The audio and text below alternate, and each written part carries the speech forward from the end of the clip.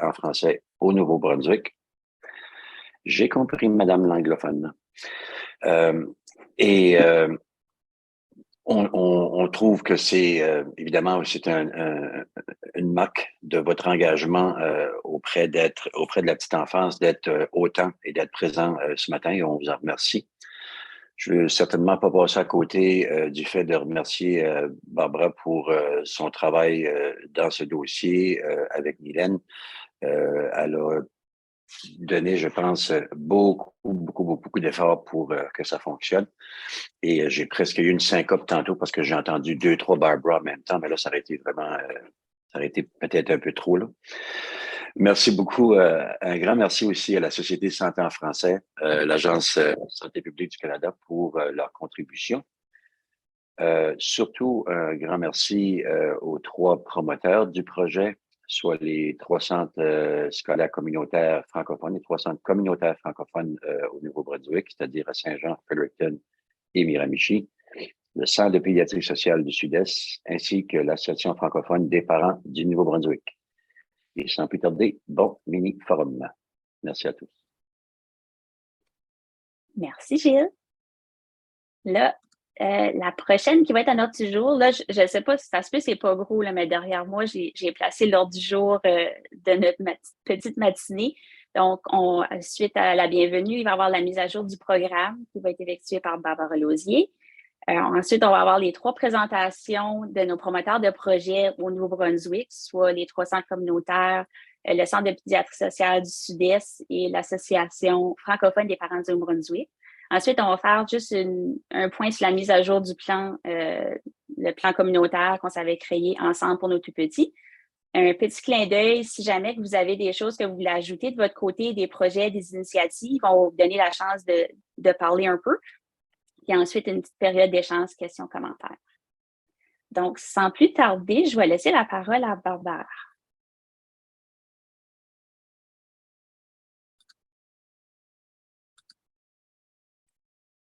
C'est qu'elle est encore sur l'appel. Merci, oui. OK. Mon son est désactivé. Merci, Mylène. Est-ce que tu vas rouler la présentation? D'abord, comme Gilles le disait, et Mylène, un plaisir de voir tout ce beau monde-là rassemblé ce matin, même si c'est de façon virtuelle. Toujours un plaisir de voir les gens qui s'intéressent au dossier de la santé et du mieux-être de la petite enfance acadienne et francophone du Nouveau-Brunswick. Moi, j'ai pour mandat ce matin de vous faire un survol rapide de c'est quoi le programme de petite enfance en santé pour ceux et celles qui étaient là dans les mini-forums précédents. Je m'excuse si vous allez m'entendre un peu radoter, mais pour les biens de la cause, il est important que tout le monde soit au même niveau d'information. Si tu veux aller, Mylène, plus loin, juste pour vous dire que le programme de petite enfance en santé, PES qu'on l'appelle, a été débuté en 2019 pour une période de 3 ans. Et il faut dire que c'était, je pense, en novembre ou en décembre 2019, pour 2019 à 2022. Et on a obtenu une prolongation de 2022 à 2024 par la suite. Et comme on l'a mentionné déjà, c'est par une contribution de l'Agence de la santé publique du Canada qui a été versée à la Société santé en français nationale que ce programme-là est devenu une réalité dans nos milieux. On peut aller à la prochaine.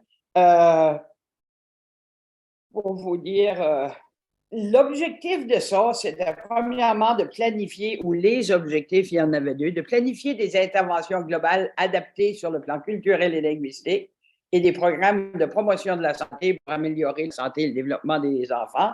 Donc, on voulait développer des plans de services communautaires en petite enfance en santé. On va vous en parler tantôt. Le deuxième objectif était d'améliorer l'accès à des programmes de promotion de la santé pour la petite enfance afin de réduire les iniquités en santé dans les collectivités. Puis, c'était des projets qui étaient développés par des fournisseurs, qui devaient être développés par des fournisseurs de services en petite enfance et qui s'inscrivaient qui s'inscrirait à l'intérieur des orientations puis des priorités des plans communautaires. Ça fait que voilà pour ce qui est des objectifs. À la prochaine, Manon ou Mylène, pèse sur le piton. À court terme, on voulait que ces projets-là permettent l'acquisition de ressources, de connaissances, de compétences. Donc, il fallait livrer des produits et services qui viseraient à améliorer ou à préserver la santé des acteurs. De la petite enfance, à moyen terme, on voulait avoir une amélioration des comportements liés à la santé et à long terme, on voulait améliorer le mieux-être des participants du programme, tant les jeunes enfants, leurs soignants et leurs familles. Ça fait que c'est de là que c'est parti. Ça, c'était les balises fixées par le national. Si tu veux, Mylène, continuer, je veux juste rappeler que les partenaires nationaux dans cette démarche globale du projet ou du programme Petite enfance en santé, il y a le REDE Canada et sa composante ici au Nouveau-Brunswick, la Commission nationale des parents francophones, la Société santé en français, l'Association des collèges et universités de la francophonie canadienne et la Fédération nationale des conseils scolaires francophones qui se sont mis ensemble et qui ont confié à la Société santé en français le privilège ou le devoir ou la responsabilité de gérer et de mettre en œuvre le programme Petite enfance en santé. Donc, celui-ci est mis en œuvre par la Société santé en français et ses 16 réseaux provinciaux et territoriaux. Dans le cas du Nouveau-Brunswick, c'est la Société santé mieux-être en français du Nouveau-Brunswick, dont Gilles est le directeur. Et ces 3 réseaux actions, à savoir le réseau action formation et recherche, le réseau action organisation des services et le réseau action communautaire, qui sont impliqués, et c'est le réseau action communautaire et son groupe coordinateur, le mouvement acadien des communautés en santé du Nouveau-Brunswick, qui ont été désignés pour coordonner le programme Petite enfance en santé au Nouveau-Brunswick. Ça fait qu'à partir de là, comment ça s'est fait? Je veux seulement rappeler que le choix stratégique des promoteurs au Nouveau-Brunswick a été fait après un premier forum qui avait eu lieu, je pense, en février 2000, on va en parler tantôt, où on avait rassemblé les acteurs ensemble à Moncton. La société et ses 3 réseaux ont fait la sélection des promoteurs qui pourraient agir au Nouveau-Brunswick. Puis ça, on l'avait fait dans le temps avec l'appui des antennes du Nouveau-Brunswick, des partenaires nationaux comme le REDE, l'Association des parents, etc. Puis on s'arrimait aux intentions du plan communautaire en santé qu'on devait et mieux-être, qu'on devait développer dans le temps et qui a été fait. Ça fait que voilà pour le choix stratégique des promoteurs. Et ça s'est traduit, il y a eu des promoteurs de projets de 2019 à 2022. Les 3 au Nouveau-Brunswick, Mylène les a mentionnés brièvement, mais je les répète parce que ce sont des acteurs importants en petite enfance et qui avaient des besoins particuliers à l'étape. À l'époque, les centres scolaires communautaires en milieu doublement minoritaire de Miramichi, Fredericton et Saint-Jean. Il y avait aussi l'Association francophone des parents du Nouveau-Brunswick et le Centre de pédiatrie sociale sud-est. Donc, ça, c'est pour la première partie du projet. Et en 2022-2024, la société a choisi de continuer avec les mêmes porteurs de projets. Et je vous dirais que dans le cas des centres, puis ce sont de nouveaux projets qui ont été développés par les groupes promoteurs pour la période 2022-2024. Les centres scolaires communautaires en milieu doublement minoritaire se sont mis ensemble pour monter un projet, mais il y a 2 promoteurs, Miramichi et Saint-Jean, Fredericton étant en transition organisationnelle dans le temps, ne sont pas devenus des promoteurs. Et je vous parle des projets tantôt. L'Association francophone des parents du Nouveau-Brunswick et le Centre de pédiatrie sociale du Sud-Est pour le projet des centres scolaires communautaires qui est en train de se vivre actuellement. Bien que les promoteurs soient Miramichi et Saint-Jean, ils se sont assurés d'offrir, de pouvoir être en mesure de créer des partenariats qui sont toujours très actifs à plusieurs niveaux pour mener des activités aussi à Fredericton.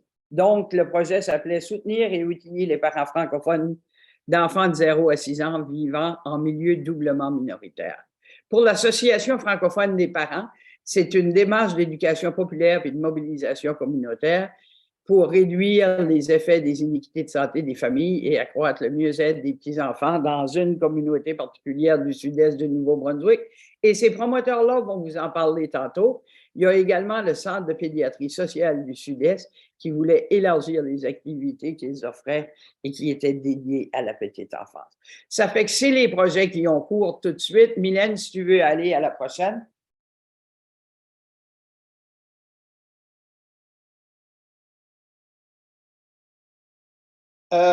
Juste pour vous dire les grandes étapes, on a essayé de faire le tour de façon aussi concise que possible. À la fin 2019 était signé l'accord entre la SMEF, la Société Santé Mieux-être en français du Nouveau-Brunswick, et la Société Santé en français nationale.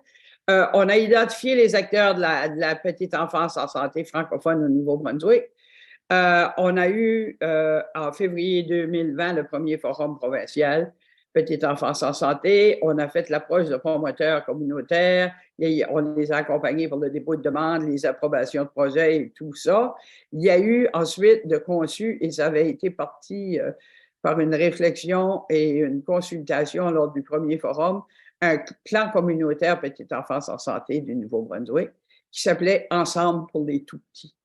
On a aussi fait réaliser dans le même temps des portraits, un provincial et 5 pour les 5 régions du Nouveau-Brunswick, de qui sont les tout-petits, un portrait, si vous voulez, des familles francophones, avec des enfants de 0 à 6 ans du Nouveau-Brunswick. Il y a eu un deuxième forum qui a été virtuel en raison des circonstances qu'on connaît en mars 2021.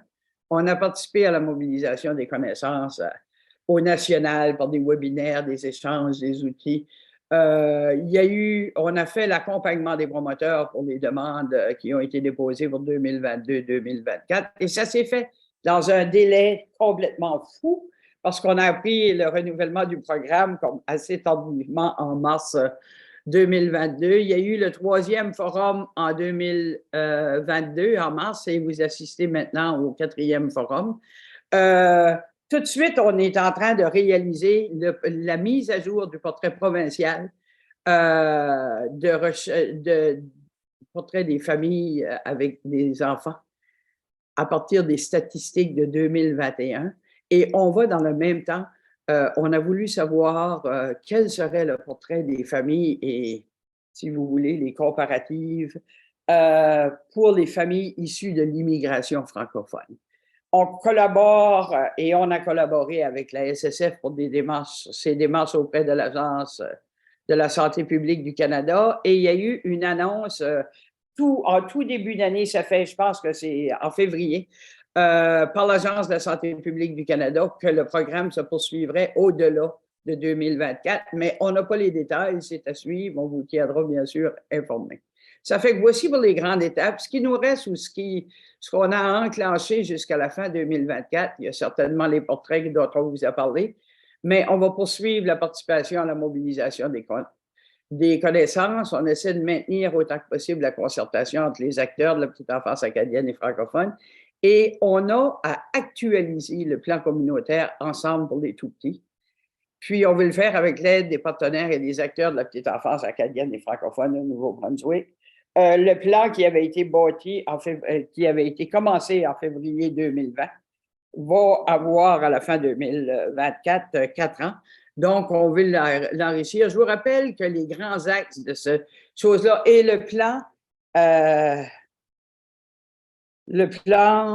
Ensemble pour les tout-petits, le plan communautaire, vous pouvez le trouver pour le moment sur le site web du MAC dans la section des publications sous petite enfance. Et vous pourrez bientôt le retrouver sur le site web de la Société Santé Mieux-être en français qui achève sa reconstruction. Donc, les 4 axes, accueillir et accompagner les familles, développer leurs capacités, améliorer l'accès et la qualité des services, en français, bien sûr, soutenir le travail intersectoriel et la collaboration, puis améliorer la compréhension des besoins puis l'évaluation des programmes en place pour une amélioration continue.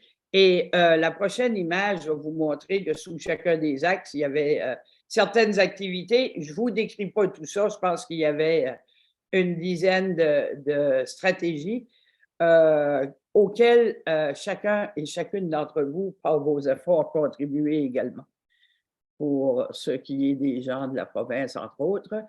Et voilà pour le tour de piste du programme Petite enfance en santé au Nouveau-Brunswick.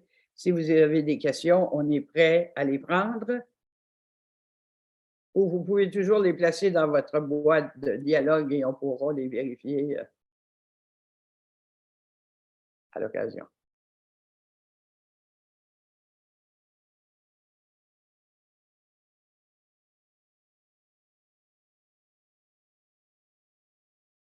Donc, est-ce qu'il y avait des questions sur le programme pour Barbara de quelqu'un? Si vous n'y pensez pas tout de suite, vous pouvez soit les mettre dans les commentaires ou on peut y revenir plus tard. On va passer maintenant à la présentation des différents projets qui faisaient partie du programme. Puis le premier groupe qui va parler, ça va être les centres communautaires. Donc, je vais laisser la parole à Lynn Thibodeau, qui est la nouvelle directrice au centre à Miramichi. Et elle est accompagnée d'Alda. Puis il va aussi avoir Michel Tassé, qui est un peu le chargé de projet, je pense, qui est son titre, à Saint-Jean. Donc, je vais leur laisser la parole. Donc, bonjour à tous. C'est ça, nous, comme Barbara l'a dit, on fait partie du projet depuis les tout débuts. Puis, la dernière année, il y a eu on a modifié un peu notre angle, mais c'est toujours dans l'optique du programme au niveau de la santé pour la petite enfance. C'est sûr que les besoins sont beaucoup au niveau linguistique. Donc, on parle plus de santé au niveau de la langue que de santé physique, bien se nourrir. Donc, il y avait une petite présentation, un petit PowerPoint, si Mylène peut le démarrer. Puis moi, je vais juste présenter le projet, puis ensuite, Michel Tassé va parler des activités de la région de Saint-Jean et Alda va poursuivre avec celle de la région de Miramichi. Donc, c'est ça. Donc, le projet, la thématique de notre projet, c'était soutenir et outiller les parents francophones d'enfants de 0 à 6 ans vivant dans un milieu doublement minoritaire. Puis là, on parle de parents, mais c'est tout adulte significatif pour les enfants. Ce que vous allez voir tantôt dans nos photos, des fois, ça peut être les grands-parents, ça peut être des mononcles, des matantes, des parents, des marraines, donc tout adulte qui sont importants dans la vie de nos enfants de 0 à 6 ans. Donc, il y a 2 partenaires principaux, le Carrefour communautaire Beau-Soleil de Miramichi et l'Association régionale de la communauté francophone de Saint-Jean, l'ARCEF, avec une collaboration avec le Centre communautaire Sainte-Anne. Comme Barbara l'a expliqué, ils sont en restructuration au courant de...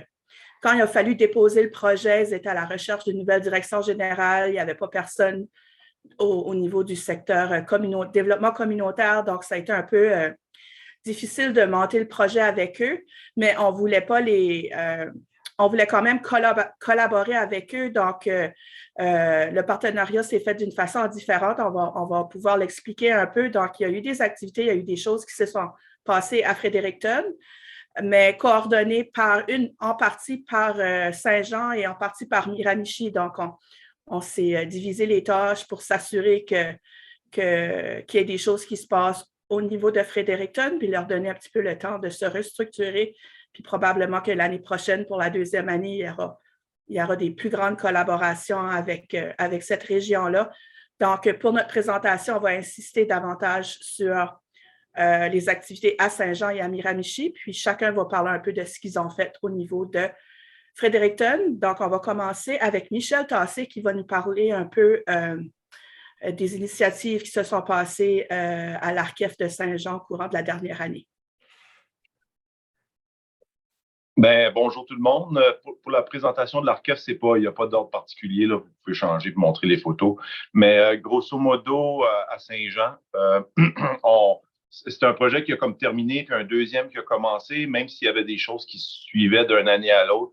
On pourrait dire qu'on a travaillé 2 grands objectifs. C'est vraiment l'intervention pour améliorer la santé et le développement des enfants puis de leur famille, bien entendu. Ça, c'était un des objectifs. On a travaillé aussi à améliorer l'accès à des programmes de promotion de la santé puis réduire les iniquités face à l'accès aux services puis tout ça. C'est certain qu'à Saint-Jean, notre priorité ou notre notre numéro 1, c'est de travailler avec les francophones de Saint-Jean puis de la région de Roussepamsis, qui est juste ici à côté.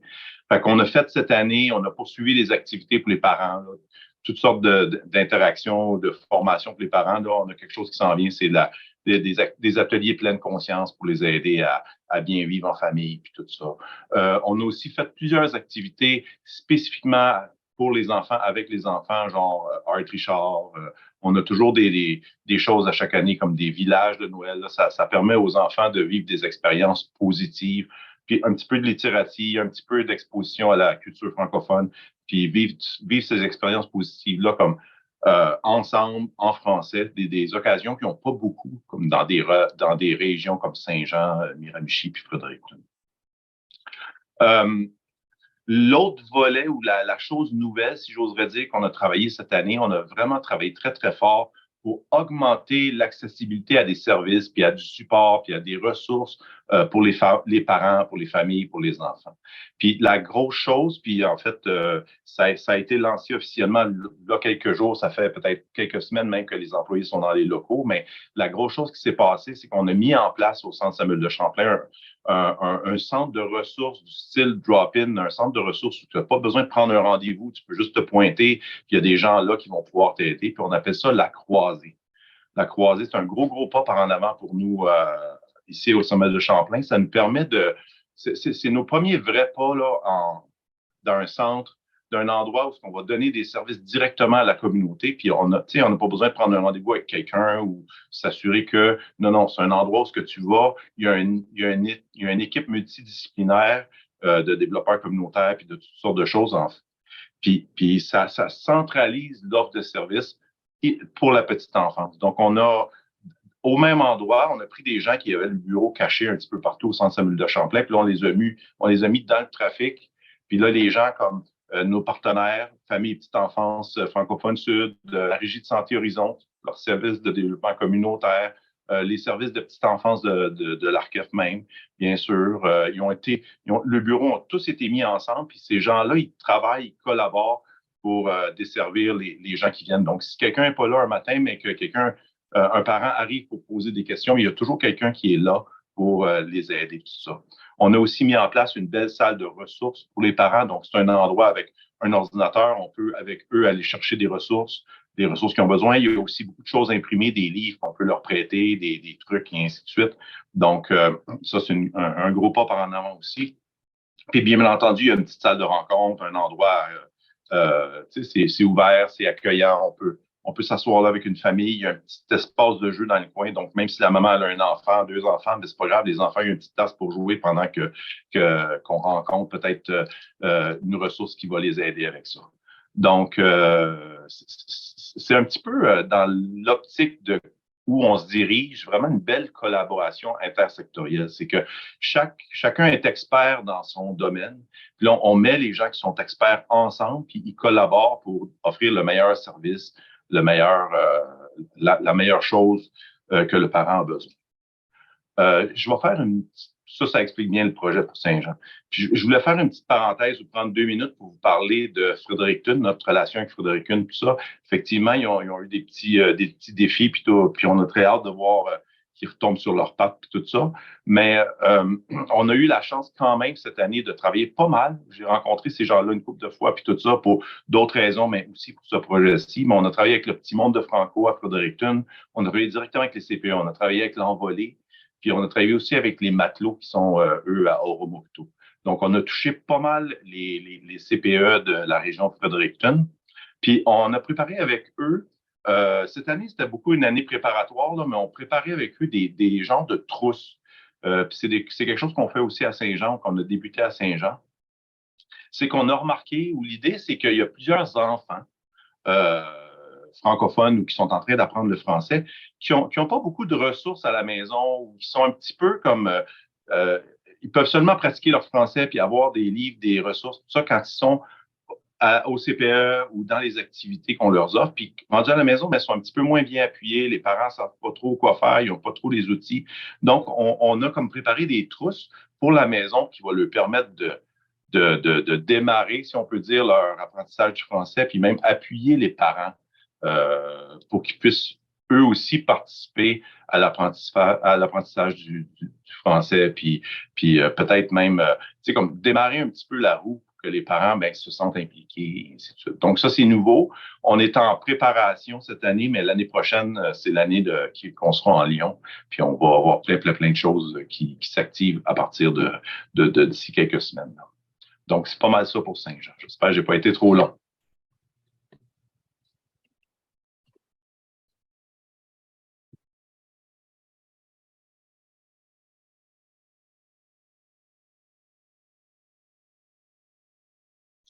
S'il y en a qui ont des questions, je vais mettre mon information dans le chat. Comme ça, n'hésitez pas à m'envoyer un petit courriel, puis ainsi de suite. On va poursuivre avec la présentation, la partie Miramichi, mais je dois juste vous avertir que nous, on est situé dans une école, puis il y a des pratiques de feu qui doivent se faire, un nombre prédéterminé de pratiques de feu, puis il y en a une qui va commencer dans 1 ou 2 minutes.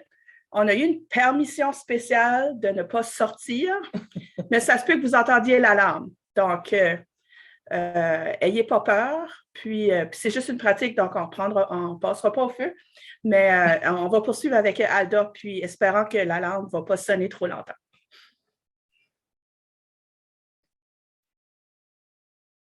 C'est ça la petite alarme, là. Donc, est-ce qu'on peut poursuivre avec Alda? Ça ne dérange pas trop? OK, parfait. OK, moi, c'est Alda Poirier. C'est moi qui s'occupe de l'actualisation linguistique ici au Carrefour Beau-Soleil, à Miramichi. Puis, on va juste donner un petit aperçu de qu'est-ce qu'on a fait cette année. Juste quelques petits exemples. Il y en a plein, mais on a choisi quelques-unes. Alors, dès le début de l'année, on a eu une rencontre avec nos parents, dès le début de l'année scolaire, si vous voulez, en septembre, avec les parents des enfants de 4 ans.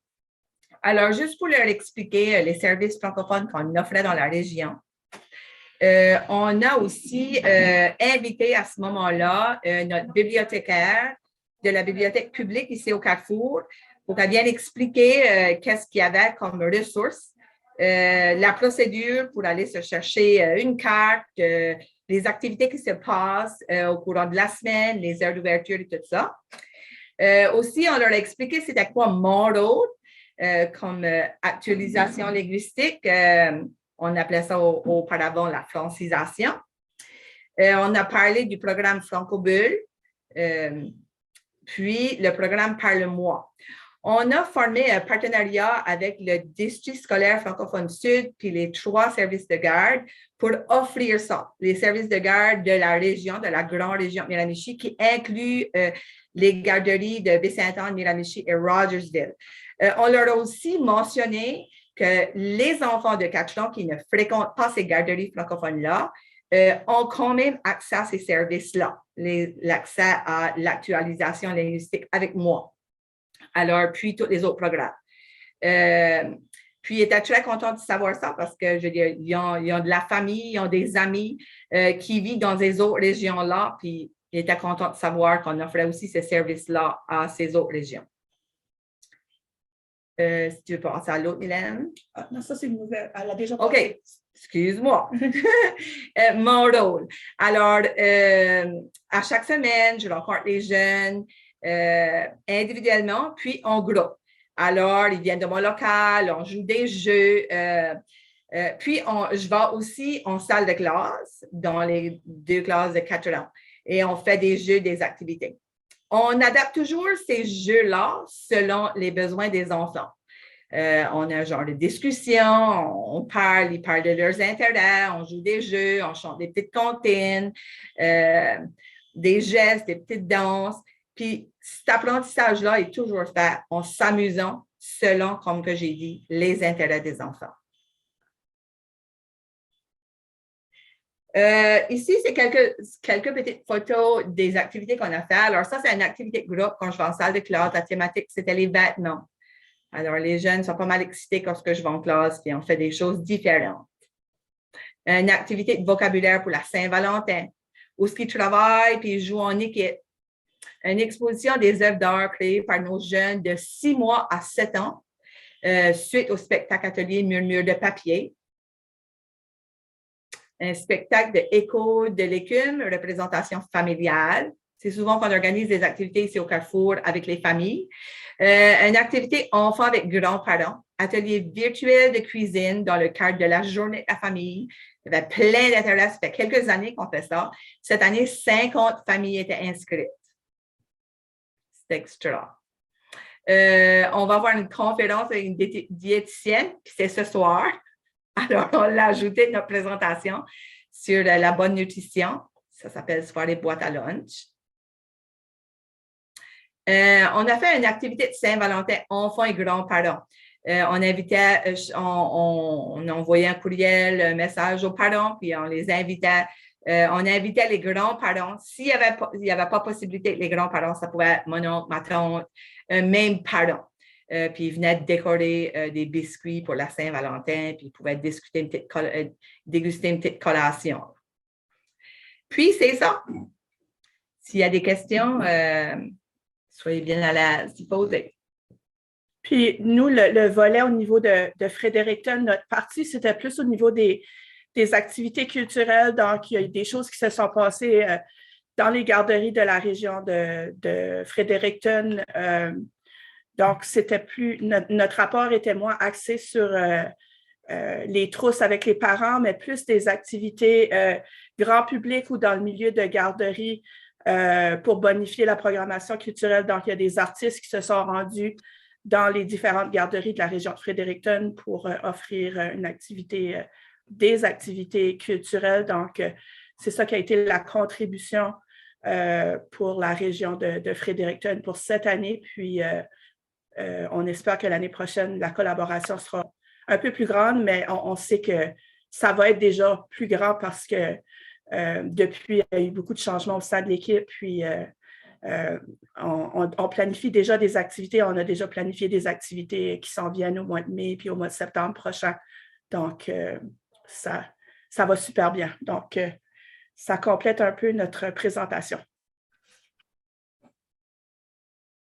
Super, merci beaucoup au Centre communautaire. C'est vraiment intéressant de voir tous les différents projets. C'est sûr qu'on parle d'un projet, mais vous avez quand même développé plusieurs choses pour les familles et les tout petits dans vos régions. Donc, c'est vraiment impressionnant puis beau à voir. Juste un petit rappel qu'une fois qu'on aura fini le mini-forum, les présentations des présentateurs vous seront envoyées, incluant l'enregistrement. Donc, si jamais vous voulez revoir un peu, puis on inclura les coordonnées des différents présentateurs. Donc, si jamais vous avez des questions, que vous voulez peut-être collaborer avec eux autres, gênez-vous pas. Donc, merci encore beaucoup aux 3 présentateurs au centre. Je vais passer au prochain. Ça va être le Centre de pédiatrie sociale du Sud-Est. Eux aussi, ils ont une nouvelle directrice, Josiane Damois. C'est elle qui va vous faire la présentation du centre et de leur projet. Bonjour tout le monde. Moi, c'est Josiane Damour. Je suis pas la directrice, mais la coordonnatrice administrative et opérationnelle du centre. J'ai joint l'équipe en janvier dernier, donc c'est tout récent. Mylène, si tu peux mettre la présentation, ça serait apprécié.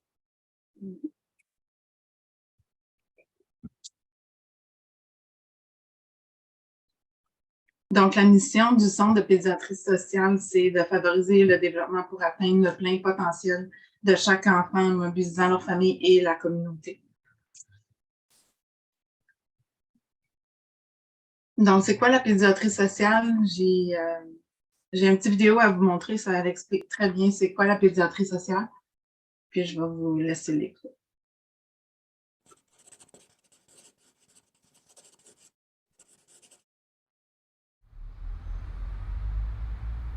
Mélissa a 10 ans. Elle évolue dans un milieu de vie difficile. Elle partage avec sa mère et son petit frère un logement froid et insalubre. Elle a le rhume continuellement. Sa mère travaille de nuit et n'est pas très présente pour s'occuper d'elle. Son père, lui, un homme violent, est tenu à distance par les autorités. Les ressources manquent. Un intervenant de la protection de la jeunesse est déjà sur le dossier. La petite Mélissa dort mal et tient des propos sombres et suicidaires qui inquiètent ses proches. À l'école, elle pleure souvent et manque d'attention en classe. Ses résultats scolaires sont catastrophiques. Elle a récemment développé des problèmes de comportement et elle accumule les absences. Son enseignante propose une rencontre au centre de pédiatrie sociale pour mieux identifier ses besoins et lui offrir des services cohérents. Pour dessiner un portrait global de la santé de Mélissa, l'équipe de pédiatrie sociale réunit autour d'elle les adultes significatifs et les intervenants qui la côtoient déjà. Dans un climat informel, Mélissa se fait enfin entendre de tous et chacun peut raconter l'histoire qu'il partage avec elle. Chacun prend connaissance des difficultés qui se dressent sur la route de Mélissa. Plusieurs de ces difficultés nuisent à la satisfaction de ses besoins essentiels et bafouent ses droits fondamentaux. La rencontre met également en évidence les nombreuses forces de Mélissa. Elle est sociable et affirmée, c'est une enfant très responsable, elle exprime très clairement son désir de réussir malgré les obstacles et elle démontre beaucoup d'intérêt pour le dessin et la musique. Afin d'agir à la racine des maux qui affectent Mélissa et éliminer les obstacles qu'elle rencontre, on mobilise plusieurs ressources. Le médecin précisera le diagnostic des différents troubles. La travailleuse sociale trouvera avec la mère de Mélissa des façons de mieux soutenir sa fille. L'avocat apportera son soutien pour résoudre le problème d'insalubrité du logement. L'art-thérapeute aidera Mélissa à mieux comprendre le sens de ses émotions. Des bénévoles soutiendront ses nombreux potentiels en lui proposant des ateliers de dessin, de musique et de l'aide aux devoirs. Et on collaborera également avec des partenaires externes afin de lui offrir les ressources essentielles. Comme Mélissa, des milliers d'enfants vivent en situation de vulnérabilité et rencontrent de nombreux obstacles qui nuisent à leur santé et à leur développement.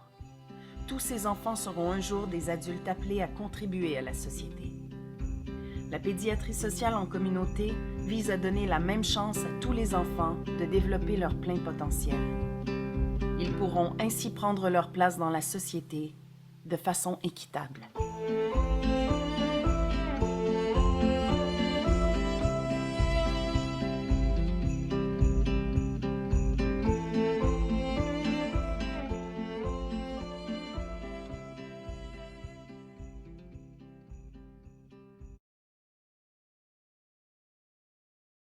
Donc, pour faire un résumé de la vidéo qu'on vient de voir, la pédiatrie sociale, c'est une approche qui est globale et communautaire, qui aide les enfants en situation de vulnérabilité. C'est conçu pour intégrer l'expertise de la médecine, de la science sociale et du droit pour développer les forces de l'enfant en respectant le rythme de la famille et sans jugement, évidemment. Donc ici, au Nouveau-Brunswick, on a 3 centres, dont le siège social qui est à Memramcook, un bureau qui est à Bouctouche qui va desservir Kent Sud, un à Richibouctou qui va desservir Kent Nord. On a 3 médecins, dont une pédiatre qui est la fondatrice, Dr. Hélène Deschaines, et 2 médecins de famille. On a 3 travailleuses sociales, 2 adjointes administratives, un conseil d'administration, 3 comités locaux, un dans chaque région, puis plus de 70 bénévoles. Donc, au centre de pédiatrie sociale, on va rejoindre les enfants de 0 à 19 ans qui habitent dans les communautés, évidemment, de Memramcook, de Kent Sud, Kent Nord, qui sont en situation de vulnérabilité. Ces enfants-là, on va dire qu'ils ont des stress toxiques comme l'insécurité alimentaire, la négligence, l'isolement social, la violence, des conflits parentaux. Ceci inclut également des troubles de comportement, des troubles d'apprentissage, des défis à l'école. La contribution financière de la Société en français en santé nous a permis de poursuivre le programme de 0-5 ans, les petits crayons, dans la région de Memramcook. On a mis sur pied des séances de musicothérapie également. Les séances sont en place depuis février, vont se terminer en juin. Il y a 6 enfants présentement qui bénéficient de cette thérapie. On est actuellement à développer une campagne de sensibilisation qui va, dont des dépliants qui vont faire la promotion de nos centres et services au niveau des communautés et des donateurs. On va distribuer des affiches également dans les communautés, les édifices de village, les écoles, les garderies, les bibliothèques, les entreprises de services pour sensibiliser sensibiliser les gens aux services qu'on offre, parce qu'il y a encore beaucoup de personnes qui ne connaissent pas le centre de pédiatrie sociale. Puis, on est aussi en train de développer avec la graphiste des capsules éducatives qu'on va partager dans les réseaux sociaux. Donc, le programme Petit Crayon, pour vous mettre en contexte, on l'offre durant la période scolaire d'octobre à juin. C'est une bénévole qui fait l'animation. C'est une fois par semaine, d'une durée d'1 heure et demie. On offre les collations nutritives. C'est majoritairement des enfants qui ne vont pas à la garderie, donc qui sont à la maison, mais on a quand même quelques familles qui vont venir. Ce qu'ils nous partagent, c'est que ça permet à l'enfant de socialiser, d'interagir avec d'autres enfants de différents groupes d'âge. Les objectifs de ce programme-là, c'est de socialiser, de développer le partage, de communiquer en français, de développer aussi la langue francophone. Puis, on utilise aussi le modèle d'intervention de la littératie, donc parler, jouer, chanter, écrire et lire. Ça brise également l'isolement parce que des fois, les enfants qui sont à la maison sont plus isolés.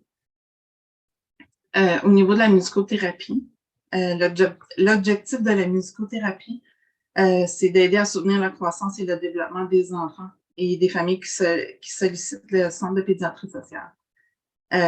Ces enfants-là, ça va leur permettre de développer les compétences de socio-émotionnelles et psychosociales.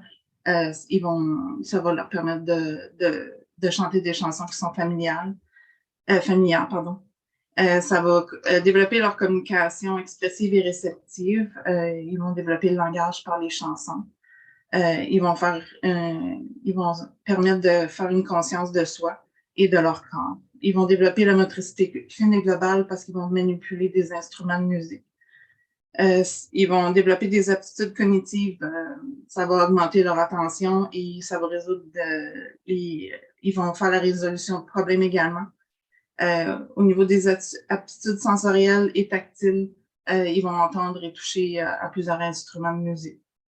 Puis, ça permet de développer leur bien-être spirituel parce qu'ils vont faire leur propre réalisation au niveau musical. La musicothérapeute va les accompagner quand ils vont commencer à jouer d'un instrument. Le musicothérapeute les accompagne, puis ça crée une belle mélodie, là. Dans la dernière année, le Centre de pédiatrie sociale a connu des gros défis, évidemment au niveau de la COVID-19, mais également le départ de la directrice générale et du support administratif. Mais malgré tout ça, les enfants ont quand même pu recevoir des services de santé et des services au niveau de la travailleuse sociale. Puis j'aimerais remercier également tous les bénévoles qui ont grandement contribué au niveau des événements communautaires qui ont eu lieu pour ramasser des dons.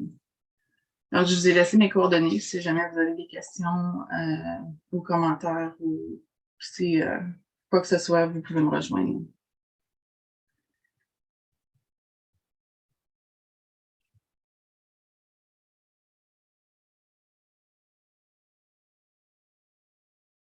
Merci beaucoup, Josiane. Je trouve ça intéressant que vous ayez commencé à répandre puis avoir des centres dans d'autres endroits. Parce que c'est quand même, la pédiatrie sociale est quand même un concept vraiment intéressant pour aider les jeunes familles ou les familles démunies un peu, là. Donc, je trouve ça intéressant que ça commence à se répandre un peu dans d'autres régions. Donc, beau travail de votre côté. Merci pour ta présentation. Est-ce qu'il y a des gens qui auraient des questions pour la pédiatrie sociale? Moi, j'en aurais peut-être une, Mylène. Oui, vas-y, Michel. C'est vraiment un beau projet. Félicitations là, pour votre démarche. C'est très intéressant. Quel est le lien entre la PSI et le service que vous offrez? Je sais que le service que vous offrez est beaucoup plus large. On parle d'avoir des avocats ou d'autres travailleurs communautaires là, qui font partie de votre centre. Est-ce que lorsque un enfant arrive au centre de la pédiatrie sociale, la PSI comme embarque dans votre groupe ou ça travaille de façon parallèle? On est toujours en collaboration avec les écoles. On dessert les écoles spécifiques à notre région. C'est ça, les travailleurs sociaux, ils vont se communiquer entre eux autres. Il n'y aura pas deux travailleurs sociaux qui vont travailler avec le même enfant. Donc, oui, on va se parler, les enseignants vont nous envoyer des rapports, nous, on va envoyer les rapports aussi aux enfants, on travaille tous ensemble. C'est vraiment comme on travaille pour l'enfant. Merci. Il y avait aussi une question de curiosité. Est-ce que vous travaillez avec les centres de ressources familiales dans les différentes régions où est-ce que vous avez des centres? Pas à ma connaissance, parce que nous, ici, le centre de ressources familiales, il est à Moncton, donc on ne dessert pas les enfants de Moncton. On va desservir uniquement les enfants de Naranko. Je ne sais pas l'association qu'il y a ou la collaboration qu'il y a à Richelieu-Bouctouche, mais je pourrais me renseigner puis vous revenir avec ça. Super, merci. Est-ce qu'il y avait d'autres questions? Si tu permets, Mylène, pardon. Je voulais seulement dire, parce que Josiane est quand même relativement nouvelle, je voulais seulement préciser que le Centre de ressources familiales de Kent, entre autres, était un partenaire du Centre de pédiatrie sociale du Sud-Est au fil de son développement, juste pour que l'Agence de santé publique du Canada ne pense pas qu'il n'y a pas de lien. Je me permets de le mentionner, Josiane. Désolée, mais je pensais qu'il fallait préciser ça. Merci, Barbara. Merci. Donc, comme il a été mentionné, les coordonnées à Josiane puis le centre vous sera partagé, ainsi que sa présentation. Donc, si jamais vous avez des questions ou que vous aimeriez collaborer avec le centre de quelque façon, gênez-vous pas de leur envoyer un message suite au mini-forum. Donc, merci encore, Josiane, puis bravo.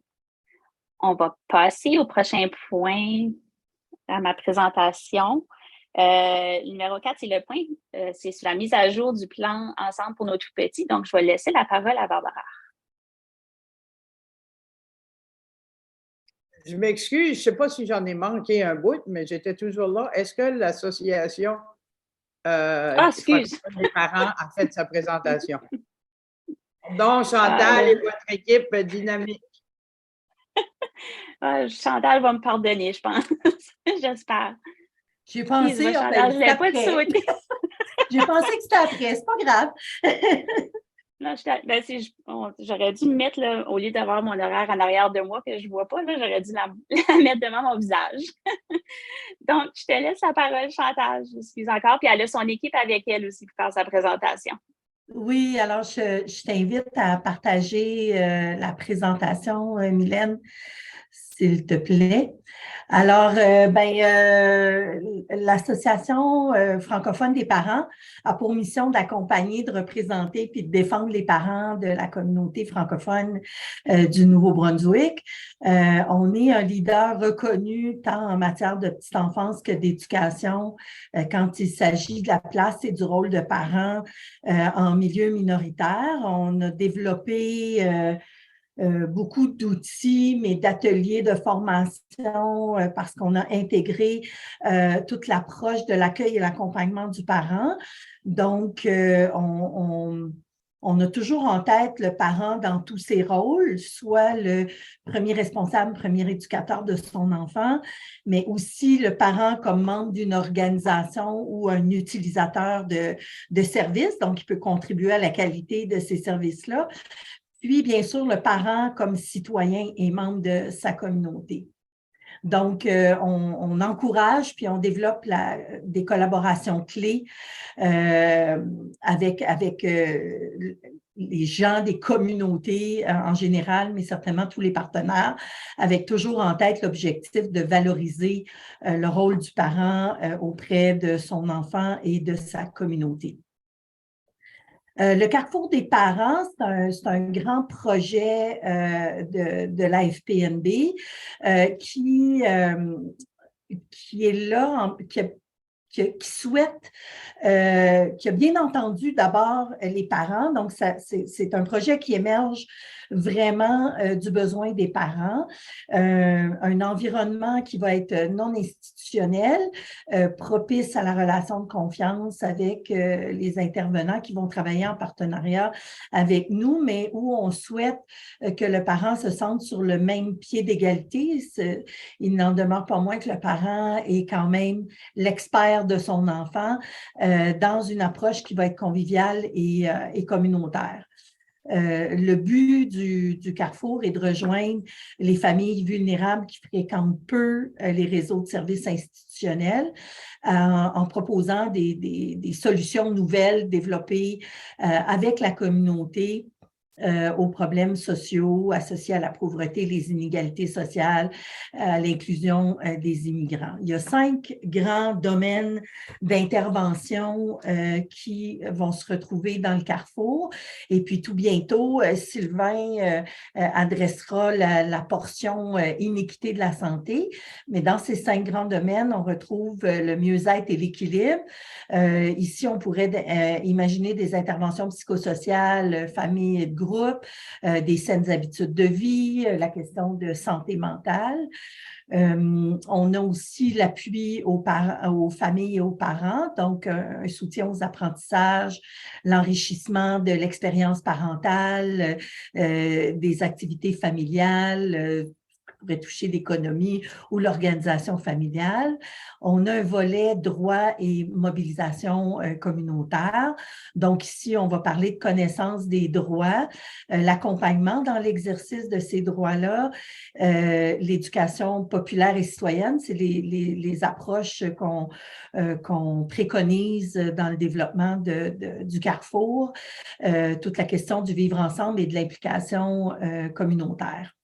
On a la partie enrichissement des compétences et du marché du travail, donc le soutien à la recherche d'emploi, compétences essentielles, francisation, actualisation linguistique, activités de préemployabilité.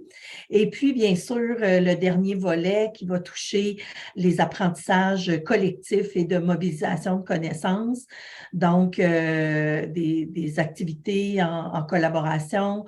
On accueille des stagiaires. Éléonore est avec nous justement aujourd'hui, stagiaire en travail social, mais on a eu des stagiaires en sciences infirmières, des ateliers, des projets d'évaluation évolutive parce que ça demeure toujours important pour nous de pouvoir évaluer nos actions. Donc, le premier carrefour est en train de s'installer dans la grande région Beau-Rivage. Donc, c'est Richibouctou, Saint-Louis, dans cette grande communauté. On est en train on veut documenter tous nos processus en vue de pouvoir ensuite l'étendre dans d'autres régions. Là, on sait qu'il y a des régions qui nous attendent pour avoir des carrefours. Alors, je cède maintenant la parole à Sylvain qui coordonne ce projet d'iniquité de la santé. Oui, bonjour. Alors, le projet d'iniquité de la santé, c'est un projet de démarche, comme Barbara l'a dit, de démarche d'éducation populaire et de mobilisation communautaire qui vise à réduire les effets des inégalités de la santé des familles, puis accroître le mieux-être des jeunes enfants dans une communauté du sud-est du Nouveau-Brunswick. Alors, région de Kent, on a choisi la région de Beau-Rivage.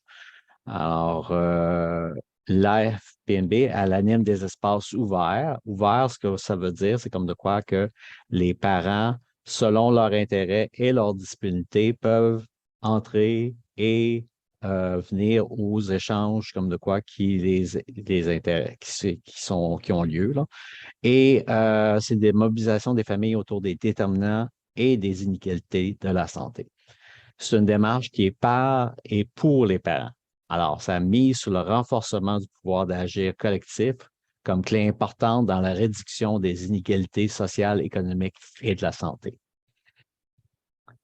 Alors, dans les objectifs, l'objectif 1 et 2, qui est la prochaine diapositive, c'est comme de quoi que ces objectifs-là sont déjà atteints. On a favorisé et soutenir la mobilisation des parents des jeunes enfants d'une communauté francophone autour des iniquités de la santé.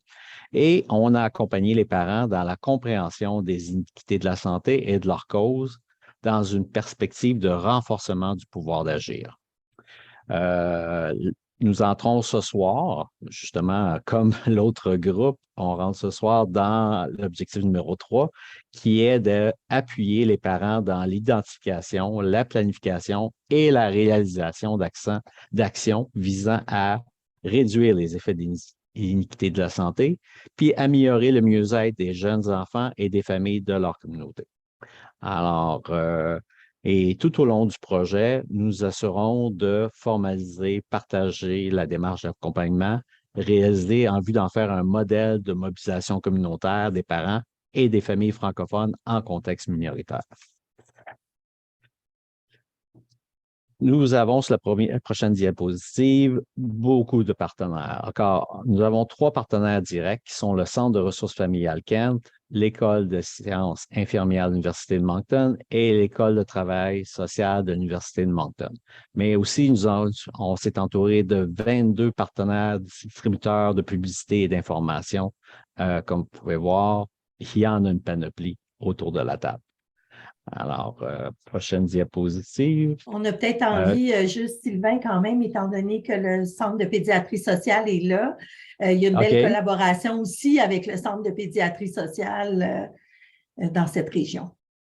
Oui, exactement, avec les écoles, les garderies, la ville de Beau-Rivage et beaucoup d'autres là, que je pourrais vous m'étendre longtemps dessus, mais ça serait... je pourrais vous dire ça là, dans un avenir prochain. Alors, on a dans les réalisations jusqu'à présent, on a eu une rencontre préliminaire avec des parents du Centre de ressources familiales de Kent afin de déterminer avec eux c'est quoi les modalités de la rencontre, qu'est-ce qui ferait leur affaire là, pour avoir des rencontres. Alors, puis là, après ça, afin de soutenir la première rencontre, on a créé l'aide visuelle, la roue d'iniquité de la santé. Alors, ceci nous a facilité, nous a permis d'identifier ensemble les défis et les enjeux vécus par les familles avec des jeunes enfants dans une perspective d'éducation populaire. Prochaine diapositive. Donc, bonjour tout le monde, je m'appelle Eleonore, puis je suis stagiaire pour l'Association francophone des parents du Nouveau-Brunswick. Donc, moi, aujourd'hui, je vais vous présenter les différents freins que les parents ont identifiés dans la communauté en relation avec les iniquités de la santé. Donc, il y en a 6. Le premier, c'est difficulté d'avoir accès à un médecin de famille ou à une infirmière praticienne. Aussi, il y avait une difficulté d'avoir un transport pour se rendre à ces rendez-vous. Le troisième, c'est difficulté d'avoir accès à des professionnels en santé mentale. Il y avait le manque de la promotion de la santé et de prévention des maladies dans la communauté. Il y a aussi un grand manque de soutien familial. Puis aussi, le dernier, on avait les coûts de la nourriture qui ne cessent jamais d'augmenter. Donc, c'était ça pour les différents freins. Je vais laisser la parole à mon collègue Sylvain pour le reste de la présentation. Merci. Alors, lors de la deuxième rencontre, lors de la première rencontre, les points qu'on a sortis, il y avait un point commun entre les 6 points, c'était le stress familial. Alors, on a fait la deuxième rencontre autour du stress familial. Et lors de cette rencontre, à partir de l'aide visuelle d'un arbre, nous avons déterminé les effets. Alors, les effets, c'est les branches de l'arbre et les causes, qui étaient les racines de l'arbre. Alors, les parents ont identifié différentes causes et effets.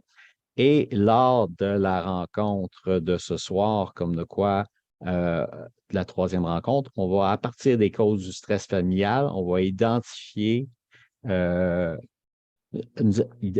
causes du stress familial identifiées. Nous allons décider ensemble quel stress familial qu'on veut et qu'on peut changer pour le bien-être des familles et celui de notre communauté.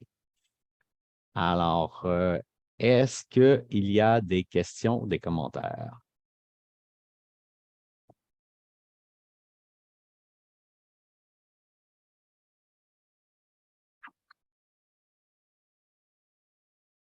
Merci beaucoup au groupe oublié, là. Désolée encore.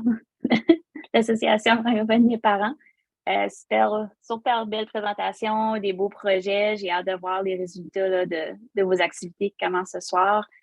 Je ne sais pas si quelqu'un avait des questions pour tout de suite ou au pire, allez, vous pouvez le mettre dans les commentaires ou revenir plus tard avec les coordonnées qui vous seront fournies.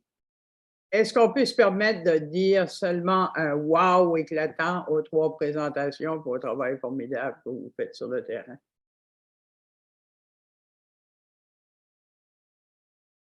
Un gros bravo, merci beaucoup pour tout le travail qui est fait.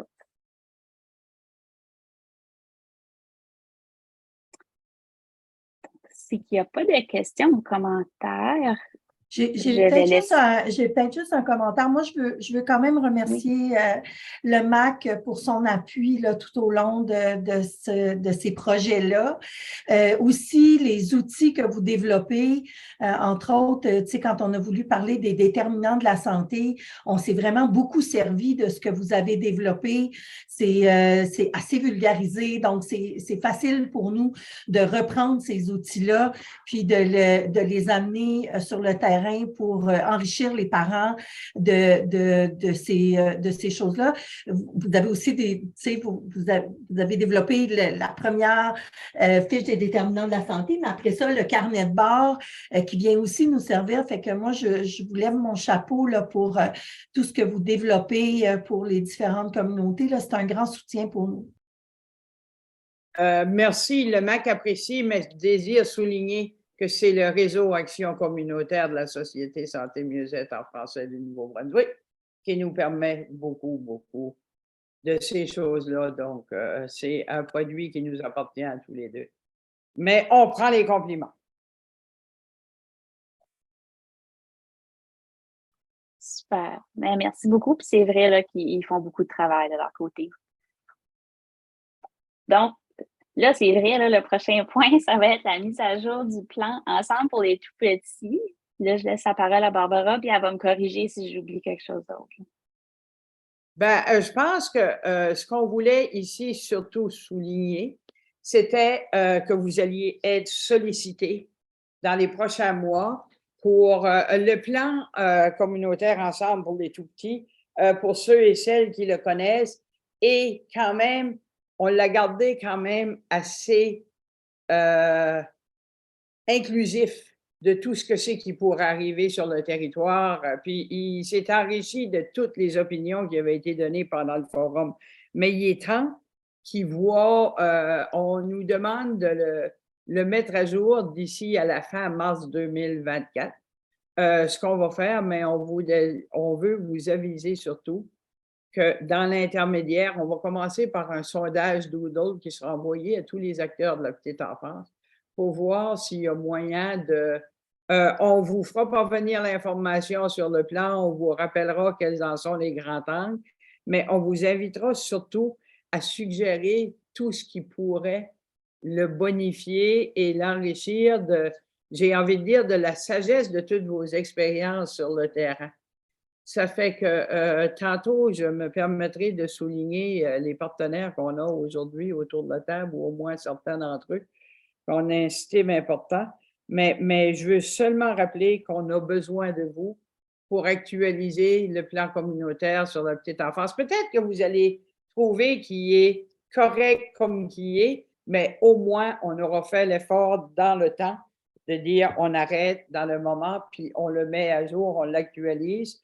Parce qu'on sait, je vous rappelle que la Société Santé en français a su tout récemment que le programme pour la santé de la petite enfance serait vraisemblablement reconduit par l'Agence de la santé publique du Canada.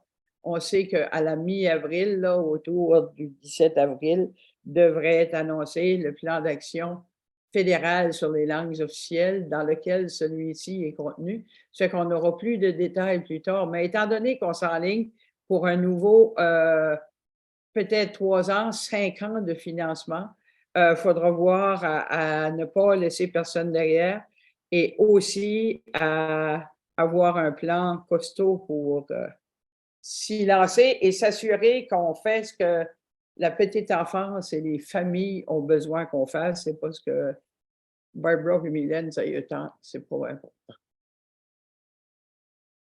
Je ne sais pas si vous avez des questions ou Mylène, si tu as d'autres précisions à amener. On va faire un sondage Doodle. Si on a les moyens, mais on en doute dans la prochaine année, on essaiera de faire une rencontre en personne, mais c'est très, très difficile. Les sommes dédiées à la petite enfance au Nouveau-Brunswick sont pratiquement toutes consacrées dans les projets des promoteurs et un petit peu dans la coordination, mais très peu.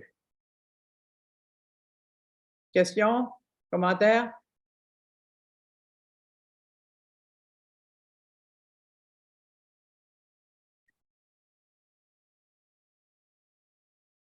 Merci, Barbara. C'est sûr que, comme tu as mentionné, le plan Ensemble pour les tout-petits a mentionné le doodle, mais ça serait plus comme un questionnaire là, pour remplir puis répondre à des questions, là, pas pour un doodle pour avoir une rencontre, je pense, à tout le monde. C'est ça, Barbara? Absolument, mais je pensais que ça s'appelait aussi un sondage Doodle. Excusez-moi, je ne suis pas la technicienne informatique de notre équipe. Puis je suis obligée de rire. J'utilise des fois, on dirait, je sais pas, ça a l'air d'un jargon intelligent. Peut-être que c'est pas l'approprié, mais en tous les cas, j'utilise, ça fait que c'est surtout un sondage en ligne qui vous permettra de répondre à des questions précises. Et vraiment, là, moi, je vous invite fortement, donnez votre avis, allez où vous voulez. On veut s'assurer, puis je pense à vous qui êtes actifs sur le terrain, là, on pense vraiment à amener des côtés pointus à tout ça. On veut, par exemple, s'ouvrir la petite enfance à l'immigration francophone, à toutes sortes d'enjeux. Ça fait gênez-vous pas pour mettre le paquet et remplir ça. Je sais qu'il y a des gens qui nous quittent. Mylène, je ne sais pas si on n'a rien à ajouter sur ce point-là. Puis, est-ce qu'on a d'autres choses à l'horaire? L'autre chose à l'horaire, c'est qu'on donnait l'opportunité à ceux qui aimeraient parler d'initiatives qu'eux travaillent avec dans leur région. Je n'ai pas eu de demande officielle, mais je ne sais pas s'il y a des gens qui ont des projets ou qui ont des initiatives qui pourraient possiblement intéresser d'autres partenaires qu'on a autour de la table, parce que on a eu presque 60 personnes sur l'appel aujourd'hui de plusieurs réseaux, plusieurs domaines. Donc, je ne sais pas s'il y avait des gens qui voulaient parler un peu de leur côté. Avant, si tu permets, je voudrais seulement souligner, parce que je trouve que c'est important de le faire, puis je vois qu'il y a des gens qui nous quittent. Puis je voulais dire, tu sais, en quelque part, gênez-vous pas. Quand on vous offre des moments de gloire ou des petits 4 minutes pour faire vos présentations, gênez-vous pas.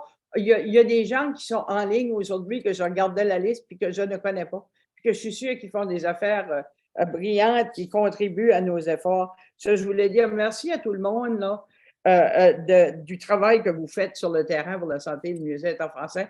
Puis quand on fera le questionnaire sur le plan d'action, si jamais vous avez des choses à partager sur ce que vous faites, qu'on en soit conscient, gênez-vous pas. Mais je voulais saluer le fait qu'aujourd'hui, autour de cette table-ci, Mylène a dit il y avait près de 60 personnes. Mais je tiens à saluer, tu sais, le président de la Société Santé Mieux-être en français, Théo Saunier, qui était ici aujourd'hui, et notre collègue Estelle Lantaigne du réseau Action, Organisation des services. Gilles, vous l'avez entendu, bien sûr. La présidente du MAC, Michel Ouellette, est là aussi. Nathalie Brideau, la présidente de l'Association des enseignants francophones du Nouveau-Brunswick. Puis, on est chanceux, on a 2 présidences des 3 districts scolaires francophones. Michel Côté pour le district scolaire francophone sud et Francine Cyr pour le district scolaire francophone nord-ouest. On avait Nancy Bastarache, directrice de la santé publique à Vitalité, qui vient de nous quitter. On a le ministère de la Santé, Bruno Poirier de Communauté Loisirs Nouveau-Brunswick, Isabelle Mélenchon et José Arsenault de l'Agence de santé publique du Canada, Émilie Albert de la Société Santé en français, Nathalie Boivin de la Société Santé en français, mais qu'on revendique aussi pour le CA du MAC. Et bien du monde, M. Nolan du Collège communautaire du Nouveau-Brunswick. Je tiens à dire, il n'y a personne de plus important que d'autres. Mais on s'aperçoit que la santé et le mieux-être de la petite enfance en santé interpellent et sollicitent beaucoup de gens. Puis on salue votre collaboration à nos efforts. Puis si vous avez des initiatives, là, gênez-vous pas, là, c'est le temps de les passer. Mylène, je te laisse le crachoir. Je vois que Carole Plourde aimerait dire un petit mot, donc je te laisse la parole, Carole. Oui, bonjour. Je suis conseillère provinciale au ministère de l'Éducation et du Développement de la petite enfance. Puis, je m'intéresse beaucoup au dossier de la prestation de services intégrés pour la petite enfance. Puis, j'ai vu dans une des présentations, là, je ne sais pas si on peut la remettre à l'écran, ou c'était la 3e rencontre dans les défis mentionnés par les parents, je crois. Il y avait des défis qui avaient été relevés par les parents là, lors d'une rencontre. Puis dans cette présentation-là, je pense que c'était mentionné. Oui, c'est ça. Donc, difficulté d'accès à des professionnels de la santé mentale, là, le numéro 3.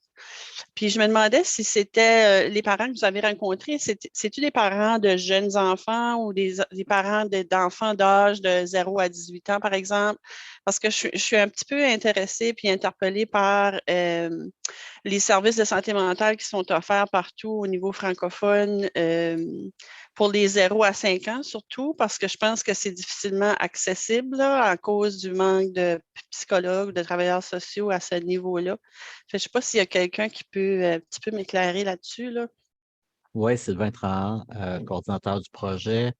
C'était autant des parents comme du niveau préscolaire que des parents du niveau scolaire qui nous ont fait cette observation-là. OK. Puis, j'imagine que c'est un grand besoin un peu partout en région, là? Ou... Oui, c'est extrêmement, oui. Je sais que là, le développement social, la santé mentale dans notre région ont commencé des rendez-vous plus directs et plus rapides avec les personnes, mais ça reste encore à être connu par la population. Alors, ce que le monde entendait par le passé, ils pensent automatiquement que c'est à long terme et que c'était comme de quoi que ça prend 1 semaine, 2 semaines, 3 semaines à avoir un rendez-vous avec santé mentale. Sauf que ce n'est plus le cas maintenant. Sauf que, bon, cette rencontre-là avait lieu en décembre 2022. Alors, depuis ce temps-là, il y a eu des améliorations qui ont été faites du côté de santé mentale, mais cette information-là n'a pas été distribuée at large. Là. OK. C'est surtout dans la région Saint-Jean ou c'est dans toutes les régions, là? Ça, c'est dans la région de Beau-Rivage, là, Beau-Rivage. dans le comté de Kent. Là. Mais je dirais, Carole, je vais me permettre ici, là, parce que on a fait des sondages nous, auprès des parents et tout ça. Puis il y a une grande préoccupation, puis on l'entend autant des comités de parents dans nos écoles que des parents individus un peu partout dans les différentes régions de la province. La santé mentale est une grande, grande préoccupation. Puis on sent encore les effets pré-pandémie, là, je vais appeler ça de même, on est bien tanné de ce mot-là, mais ça a eu un impact majeur et puis on le sent encore. Donc, c'est encore une grande préoccupation chez les parents. OK, parfait. Parce que moi, mon dossier au ministère, c'est surtout l'intervention précoce pour les enfants de 0 à 8 ans. Puis c'est surtout pour les enfants qui ont des retards de développement. C'est sûr que les agences famille petite enfance vont rencontrer les familles, vont faire de l'intervention à domicile, ils vont faire plein de belles choses en termes de développement, habileté parentale, ces choses-là. Mais en termes de santé mentale, ce qu'on entend de nos agences, c'est que dans les régions, c'est difficilement accessible pour les enfants de 0 à 5 ans. Puis je me demandais si c'était quelque chose que vous aviez entendu de votre côté aussi, parce que la prestation de services intégrés, ça a été mis en place en 2015 par le ministère, mais c'était pour couvrir les enfants de 0 à 18 ans.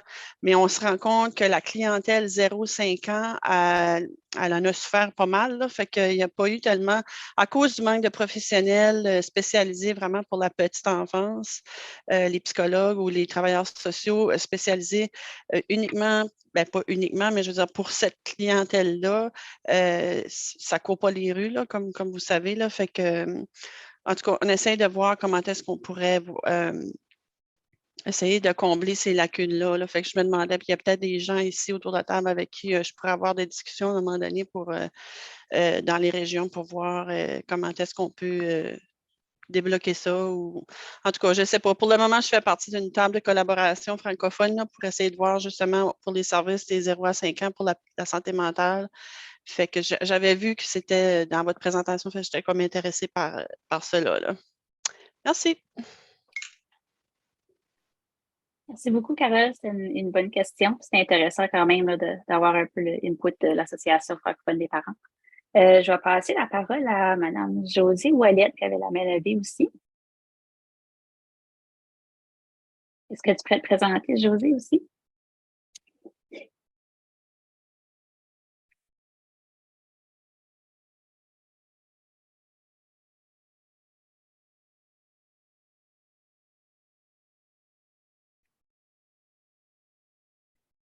Ah, on ne t'entend pas, Josée.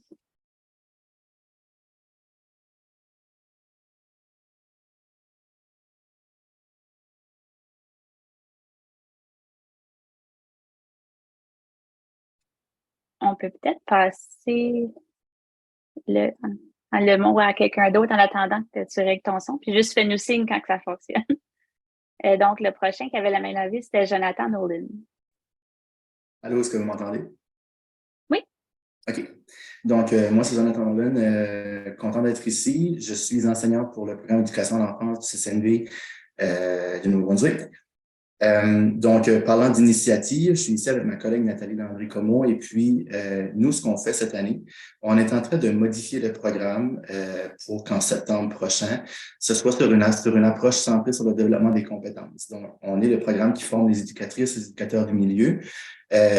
Donc, par ricochet, en faisant ceci, ça va améliorer la qualité du service qui va améliorer la santé et le bien-être des enfants et de leurs familles, etc. Donc, ça, c'est la première étape qu'on est en train de créer qui va être disponible pour septembre 2023. Nous sommes aussi en train de créer et de développer la deuxième année du programme. Donc, ça, c'est quand même nouveau. On avait une deuxième année par le passé qui était plus au goût du jour. Donc, on est en train de créer une deuxième année qui va être disponible aussi au début de l'année collégiale 2023, qui va axer plus sur le leadership inclusif, le leadership pédagogique et le leadership administratif. Donc, on va cibler les éducatrices, éducateurs qui veulent aller encore plus loin dans leur profession et les éducatrices qui veulent peut-être devenir agents pédagogiques dans leur centre pour essayer de devenir un mentor envers son équipe ou directrice adjointe. Et encore là, je pense que ça va venir, ça touche encore au côté santé bien-être parce qu'on va quand même là monter d'un cran encore plus la profession. Donc, c'était juste pour vous mettre à l'information. Je sais qu'il y a quelques personnes avec qui j'ai déjà parlé, mais il y a plusieurs personnes que je ne connais pas. Donc, c'est ça. Il va avoir une deuxième année et éventuellement, il va avoir un partenariat avec l'université pour créer un 4 ans qui deviendra un bac en éducation à l'enfance, encore là pour promouvoir la promotion, pour promouvoir la profession et puis augmenter la qualité. Merci. Merci beaucoup, Jonathan. C'est vraiment le fun de voir vous adapter et travailler sur ce programme-là. Puis je pense que tu as interpellé beaucoup de personnes là, sur la pile avec l'approche que vous prenez dessus. Si jamais que vous voulez qu'on envoie un peu d'informations sur votre programme, quand je vais envoyer un courriel à tout le monde, on pourra l'inclure aussi, là, si jamais tu veux me l'envoyer. Oui, absolument. Josée, à moins quelqu'un qui avait des commentaires, là. Josée, voulais-tu t'essayer de nouveau? Ça ne marche pas encore? C'est correct. On se reprendra si jamais tu veux nous écrire un petit message dans le chat, là, j'aime ça pas. J'ai Carole aussi qui voulait dire un petit mot. Je vais juste dire, Josée a de la misère avec son son, mais moi, je ne peux pas écrire dans le chat. Ça écrit pas. Mon clavier ne marche pas. Ça fait que pour Michel qui m'a envoyé un petit commentaire, peut-être qu'on pourrait connecter ensemble. Je ne travaille pas vraiment pour la PSI, là. C'est dans le sens que je fais partie d'une table de collaboration de la prestation de services intégrés au ministère pour essayer de voir un cadre de travail amélioré pour la section francophone, mais on pourrait peut-être se parler. Désolée, c'est que je ne peux pas écrire dans le chat, ça ne fonctionne pas. C'est pas grave, puis on pourra s'assurer qu'il y a un lien qui se fasse. Là. Oui, je vais prendre ton nom, Michel. Parfait. Si jamais que c'est la même chose que vous avez d'autres personnes à qui que vous voulez essayer de rejoindre, je n'hésite pas de nous envoyer un message à moi, Barbara, pour pouvoir s'assurer d'essayer de voir ce qu'on peut faire un lien entre les différentes personnes. J'ai Barbara Lemieux qui aimerait dire un petit mot. Vous m'entendez? Oui, c'est beau. OK, c'est beau. Je ne sais pas si José Ouellet voulait parler du projet que je vais mentionner, mais la plupart des gens doivent savoir que le Nouveau-Brunswick a signé une entente avec le gouvernement fédéral au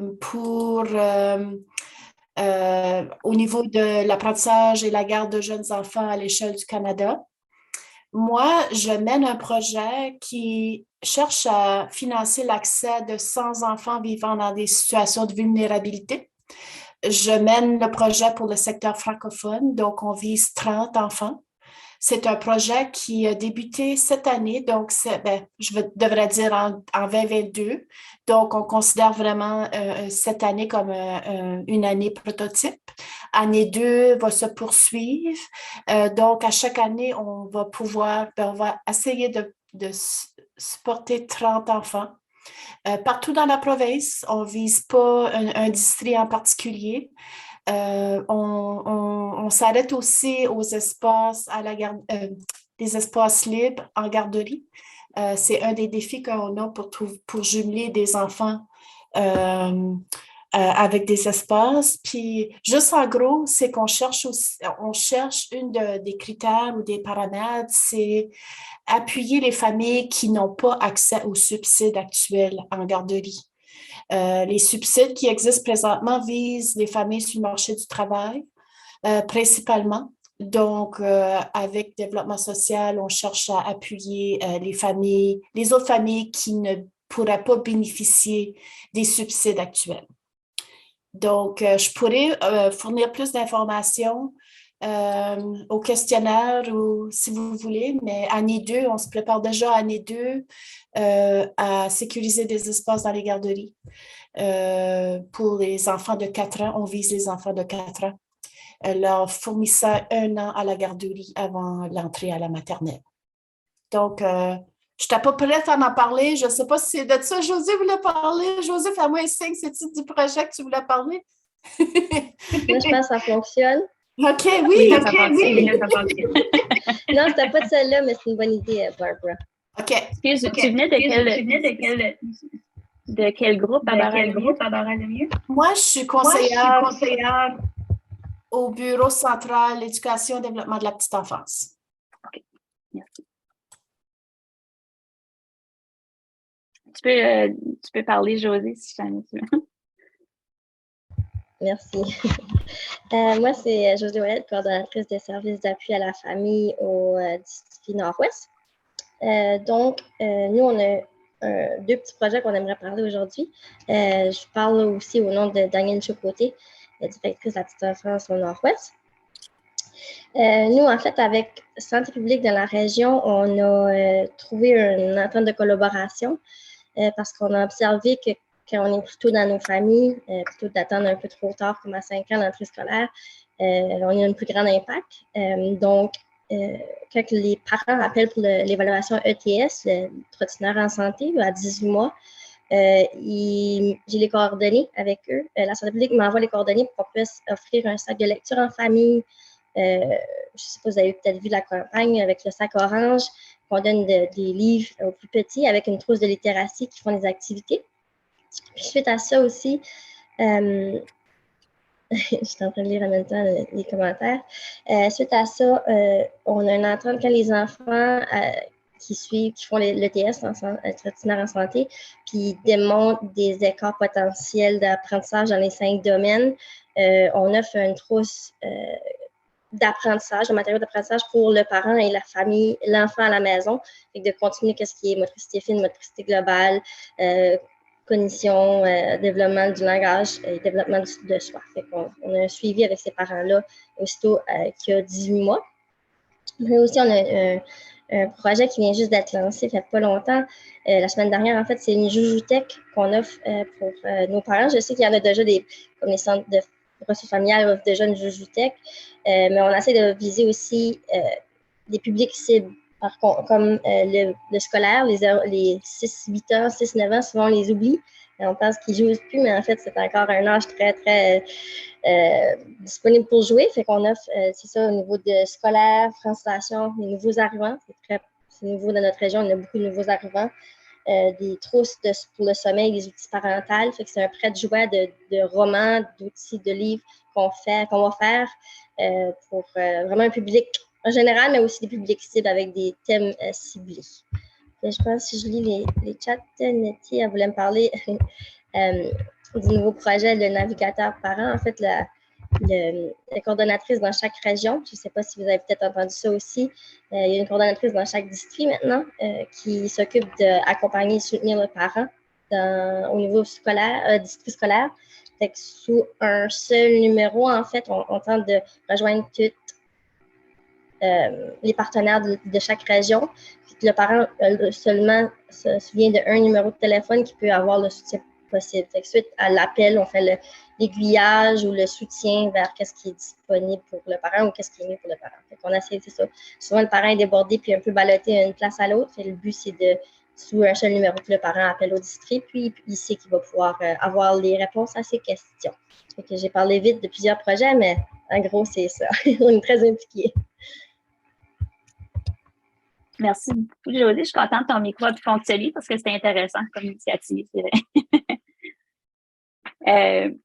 Si jamais que vous avez, je ne sais pas s'il y en a d'autres qui voudraient dire un mot, mais ceux qui ont déjà dit un mot, si jamais que de vos initiatives, que vous aimeriez partager vos outils, vos liens, quand je vais envoyer mon courriel cette semaine suite au mini-forum, ça serait intéressant qu'on puisse partager l'information aux autres parce que c'est un peu l'objectif du mini-forum, c'est donner la chance à tout le monde de collaborer et de travailler ensemble parce que je suis sûre qu'il y a beaucoup de partenariats et de collaborations qui peuvent être faits.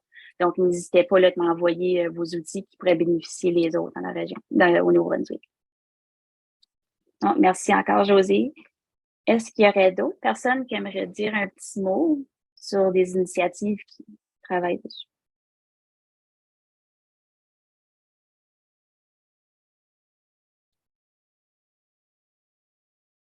Puis sinon, c'est pas grave. Si vous y pensez juste après coup, envoyez-moi un petit courriel ou un petit message. Ça me fera plaisir de partager l'information.